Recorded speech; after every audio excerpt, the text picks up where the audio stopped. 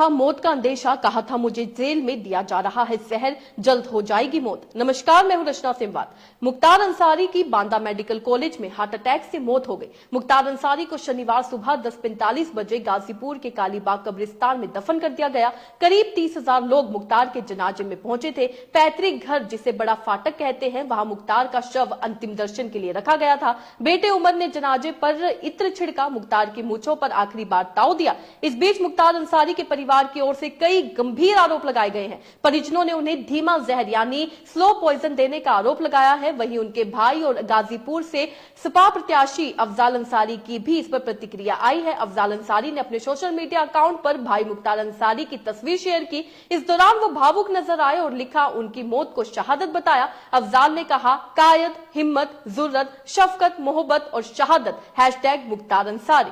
बड़े भाई ने भी लगाया आरोप। जी हां, मुख्तार अंसारी के बड़े भाई सिबकतुल्लाह अंसारी ने भी मुख्तार की मौत को साजिश बताया और कहा कि हमारी तरफ से बार बार ये कहा गया था कि उन्हें स्लो पॉइजन दिया जा रहा है, लेकिन उसे अनसुना कर दिया गया। हमें कोर्ट पर भरोसा था, है, रहेगा, लेकिन अब लग रहा है हमारे देश से, न्याय से भी लोगों का विश्वास उठ जाएगा। अगर किसी कोर्ट ने इस घटना का संज्ञान नहीं लिया, सिर्फ मुख्तार अंसारी ही नहीं, कई ऐसी घटनाएं हैं। सिबकतुल्लाह अंसारी ने कहा, यह खुली हुई साजिश है, उन्हें धीमा जहर दिया जा रहा था, सत्ता में बैठे सारे लोगों की साजिश है। मौत कैसे हुई यह सब जानते हैं, हम लोगों के लिए बहुत बड़ी क्षति है। उन्होंने पोस्टमार्टम पर भी सवाल उठाए और कहा कि पोस्टमार्टम कहीं भी होगा, कागज पर वही लिखा जाएगा जो ऊपर से कहा जाएगा। छोटे बेटे उमर अंसारी ने भी आरोप लगाते हुए क्या कुछ कहा है, आप ये सुने।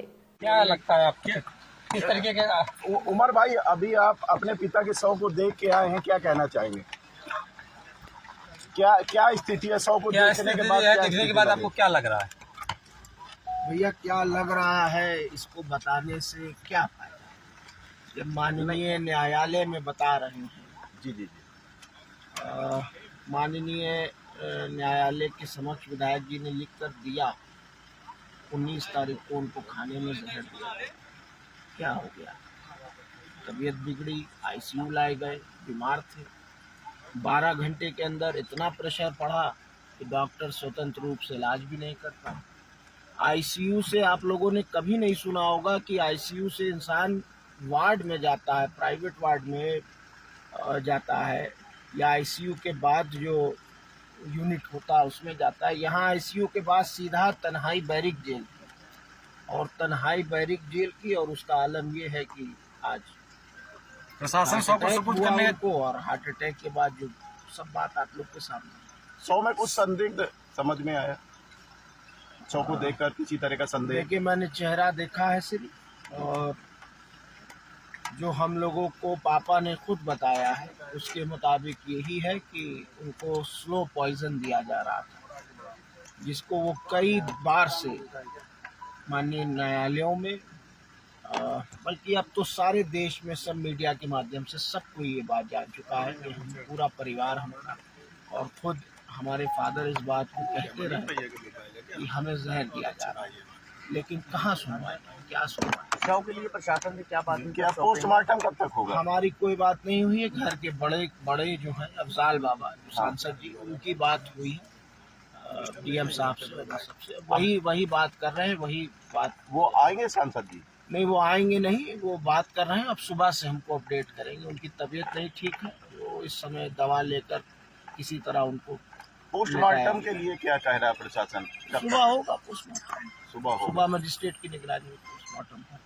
कितने डॉक्टर का पैनल बनाया गया है, क्या कुछ ये जानकारी? सब वो लोग जानेंगे शायद। तो बिल्कुल मुख्तार के छोटे बेटे उमर अंसारी ने इस मामले की जांच की मांग की है। उन्होंने कहा, मेरे पिता को खाने में जहर दिया और इलाज मुकम्मल नहीं दिया गया, यह मौत नहीं हत्या है। लीगल तरीके से जो जांच करवाने के प्रयास होंगे वो हम करेंगे। मुझसे 3:30 बजे बात हुई तो बताया था कि वो बेहोश हो गए, मुट्ठी नहीं बंद कर पा रहे थे, इतनी कमजोरी आ गई थी। आने को कहा था तो बोले यहाँ मत आना। उन्हें एहसास था कि बॉडी मर जाएगी और रूह रह जाएगी। उमर ने कहा कि आप लोगों ने कहीं नहीं सुना होगा कि आईसीयू से लोगों को सीधे जेल भेज दिया जाता है, आईसीयू से वार्ड में शिफ्ट किया जाता है, कि लेकिन उन्होंने मेरे पिता को जेल में डाल दिया। जब उमर से ये पूछा गया कि किसी के बारे में संदेह है, इस पर उमर ने बताया कि पिताजी से खुद बताया था, पिताजी ने खुद बताया था कि उन्हें स्लो पॉइजन दिया जा रहा है, लेकिन कहां कोई सुनता है, यहां किसी ने कोई नहीं सुनी। अब तो पूरे देश को भी पता लग चुका है। दरअसल उमर अंसारी ऐसा इसलिए कह रहे हैं क्योंकि मुख्तार अंसारी ने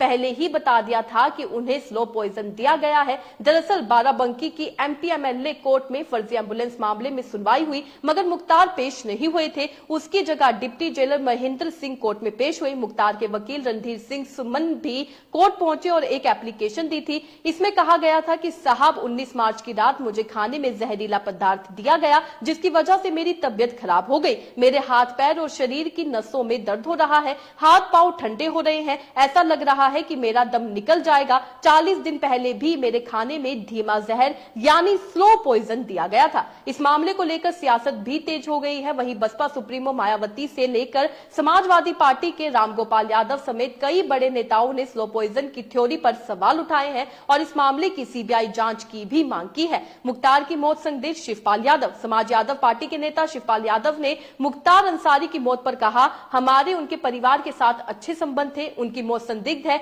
इसलिए कोर्ट को इस पर स्वतः संज्ञान लेना चाहिए। अगर किसी जेल में मौत होती है तो इसकी जिम्मेदारी जेल प्रशासन से लेकर राज्य सरकार तक की होती है। मुख्तार अंसारी की मौत पर क्या बोले अखिलेश यादव, वो भी आपको बताते हैं। दरअसल समाजवादी पार्टी के मुख्य अखिलेश यादव ने मुख्तार अंसारी की मौत पर कहा, हर हाल में और हर स्थान पर किसी के जीवन की रक्षा करना सरकार का सबसे पहला दायित्व और कर्तव्य होता है। सरकारों पर निम्नलिखित हालातों में से किसी भी हालात में किसी बंधक या कैदी की मृत्यु होना, न्यायिक प्रक्रिया से लोगों का विश्वास उठा दिया जाता है। थाने में बंद रहने के दौरान, जेल के अंदर आपसी झगड़े में, जेल के अंदर बीमार होने पर, न्यायालय ले जाते समय, अस्पताल ले जाते समय, अस्पताल में इलाज के दौरान, झूठी मुठभेड़ दिखाकर, झूठी आत्महत्या दिखाकर, किसी दुर्घटना में हताहत दिखाकर। अखिलेश ने आगे कहा कि ऐसी सभी संदिग्ध मामलों में सुप्रीम कोर्ट के न्यायाधीश की निगरानी में जांच होनी चाहिए। सरकार न्यायिक प्रक्रिया को दरकिनार कर जिस तरह दूसरे रास्ते अपनाती है वो पूरी तरह गैरकानूनी है। जो हुकूमत जिंदगी की हिफाजत ना कर पाए उसे सत्ता में बने रहने का कोई हक नहीं है। उत्तर प्रदेश सरकारी अराजकता के सबसे बुरे दौर से गुजर रहा है। ये यूपी में कानून व्यवस्था का शून्यकाल है। मुख्तार की जिन परिस्थितियों में मौत हुई वो चिंताजनक है। वहीं रामगोपाल यादव ने भी इस पर चिंता जताई है। समाजवादी पार्टी के महासचिव रामगोपाल यादव ने कहा है कि पूर्व विधायक मुख्तार अंसारी की जिन परिस्थितियों में मौत हुई वो चिंताजनक है।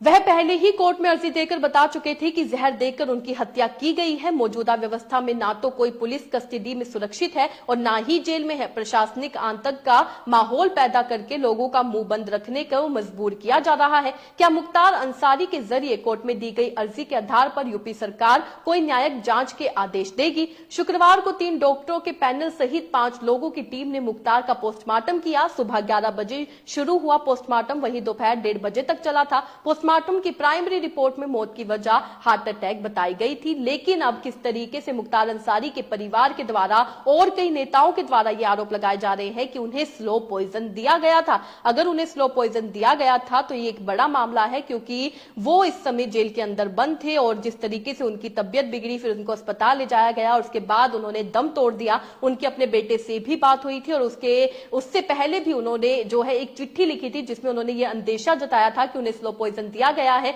जिसकी वजह से वो कमजोर होते जा रहे हैं। उन्हें अंदर से लग रहा है कि वो मरने वाले हैं। तो आखिर इस पर कार्रवाई क्यों नहीं की गई, यहां एक बड़ा सवाल उठता है। आपको क्या लगता है? अपने राय भी कमेंट में लिखकर जरूर बताइएगा। इसी तरीके से देश और दुनिया से जुड़ी हर छोटी सी बड़ी अपडेट के लिए FBN यानी फ्रंटलाइन ब्रेकिंग न्यूज के साथ बने रहिएगा।